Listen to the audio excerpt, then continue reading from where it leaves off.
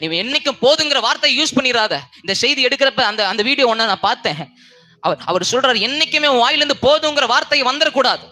போதும் கர்த்தாவேன்னு தான் சொன்னா, அதுக்கப்புறம் அவனை கர்த்தர் பயன்படுத்தவே இல்லை. அடுத்த ஆளை ரெடி பண்ண வச்சுட்டாராமா.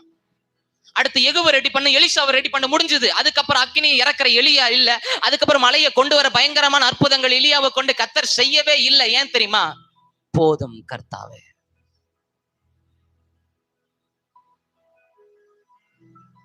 அடுத்த ஆளு ரெடி பண்ணிட்டாரு. அடுத்து போதுமா எலியா, அடுத்து எகுவை ரெடி பண்ணு, அடுத்து எலிசாவை ரெடி பண்ணு, கிளம்பு.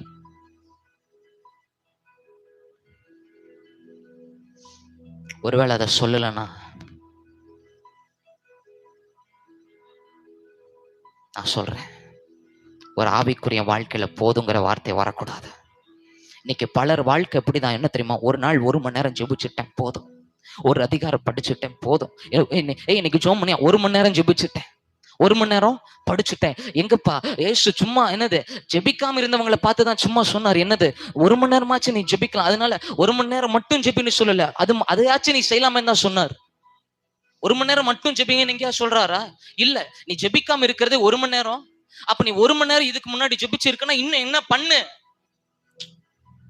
அப்படி நீ பண்ணல, போதும்னு சொன்னாலே புரிஞ்சுக்கோ, நீ புத்தி இல்லாதவனா மாறிட்ட, நீ புத்தி இல்லாதவனா மாறிட்ட. ஜெபிக்கிறதுக்கு போதும், ஆமா இதுக்கு போதும், இந்த ஆவிக்குரிய வாழ்க்கைக்கு இந்த வேத போதும், இப்படி போதுங்கிற ஒரு வார்த்தை உங்களுக்குள்ள வந்துருச்சுனாலே புரிஞ்சுக்கோங்க, யூ பிகம் a fool.